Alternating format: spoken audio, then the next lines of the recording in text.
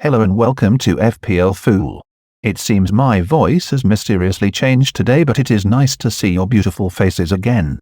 It's time for my Game Week 25 team selection video, so let's start by looking at how the last game week went. The answer? It went extremely well. In the end, I didn't really do what I said I would in the last video, so sorry about that. I brought in Ings and Pope for Forster and Calvert-Lewin respectively, two moves that actually paid off surprisingly well. Now I have Ings for potentially 3 double game weeks in a row, which will be a big advantage for me. Buying Pope was less effective, as somehow Martinez scored more points than him. I used the triple captain on Gundogan as a last-minute decision. Even though he scored 19 points, playing the bench boost in the end would actually have earned me even more, so surprisingly I am a little disappointed with the decision I made in the end. However, some of it was down to luck, as Gundogan only played 68 minutes in total over the double game week.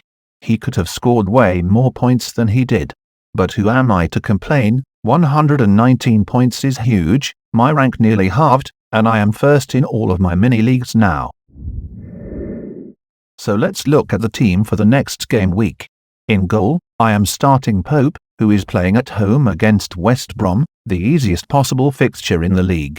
I am praying that Martinez doesn't keep a clean sheet this time, from my bench. Meanwhile in defence, Rudiger and Chelsea play a weak Southampton side that are hardly scoring at the moment. Additionally, Stones and Cancelo are must-starts, as Manchester City are still on huge defensive form. This means I will probably have to bench Cresswell and Target, but their fixtures are difficult, so hopefully they won't score too many points this week. Cresswell is actually a player I'm looking to sell before game week 26, as he doesn't have a double and his fixtures are hard. But that's a worry for next week. In midfield, Gundogan, Fernandes and Son are sure starters, as they should be. I'm hoping Gundogan will be fit, but Pep Guardiola seems to think he will be, so everything should be alright. Grealish meanwhile is a great long-term option at the moment, as he will likely have a double fixture in game week 26 in addition to probably having a fixture in game week 29. Souček however is a concern. His fixtures are getting tough, like Cresswell, and there are way better options I feel at the moment in midfield. With the amount of money I have, I could sell him and buy almost anyone else. Up front, Ings and Bamford have a double game week, so they will definitely be starting. Antonio however has the same issues as his West Ham counterparts, and also, he still has a slight injury. I want to sell him for Kane prior to the double game week, and I am torn whether to do that this week or the next.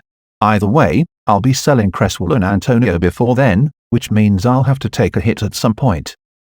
But my transfer for this week is clear. As said previously, Souček is a big weak link in my midfield going forwards. I could buy someone expensive to replace him, but I'm actually still saving the money up for Kane. Therefore, the best option is Rafinha. Rafinha is on great form for Leeds, who have a double game week this week. Out of everyone in the league, he has scored the second most points in the last 5 game weeks, yet he is still hardly owned by anyone. Best of all, he has a fixture in game week 29, which is fantastic news for me. Therefore, I will be bringing in this fantastic specimen of a man.